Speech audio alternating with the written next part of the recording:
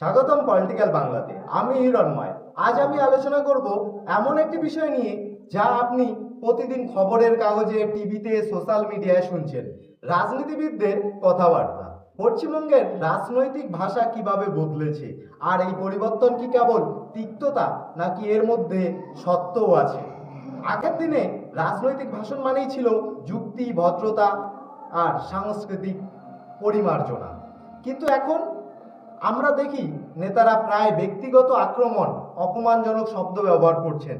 তাহলে কি রাজনীতি আগের মতো ভদ্র নেই, নাকি সময়ের সঙ্গে সঙ্গে ভাষাও বদলেছে মানুষের চাহিদা অনুযায়ী? একসময় নেতারা বিতর্কে কঠিন কথা বললেও ব্যক্তিগত অপমান করতেন না। ডক্টর বিধানচন্দ্র রায়, জ্যোতি বসু বা প্রণব মুখোপাধ্যায়, তারা তর্ক করতেন যুক্তি দিয়ে। তাদের ভাষণ শোনার পর মানুষ ভাবত, এই লোকটা আমাকে বোঝানোর চেষ্টা করছে। আজকের তুলনায় তখনকার ভাষা ছিল অনেক বেশি সংযত। এখন রাজনৈতিক ভাষায় আমরা দেখি প্রচুর স্লোগান, রাগ এবং কখনো কখনো ব্যক্তিগত কটাক্ষ।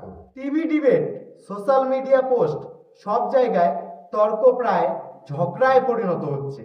এর পেছনে কারণ হতে পারে মিডিয়ার তাড়াহুড়ো, সোশ্যাল মিডিয়ার ভাইরাল কালচার আর মানুষের দ্রুত রিয়াকশনের অভ্যেস। ভাষা তিক্ত হলে রাজনীতির মান কমে যায়, কিন্তু একদিক থেকে দেখলে এটি জনসংযোগের শক্তিশালী মাধ্যম।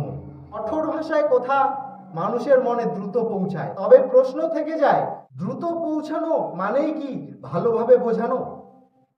আপনার মতে রাজনৈতিক ভাষা আগের মতো ভদ্র থাকা উচিত, নাকি সময়ের সাথে পরিবর্তন হওয়াই স্বাভাবিক? মন্তব্যে লিখে জানান আপনার মতামত।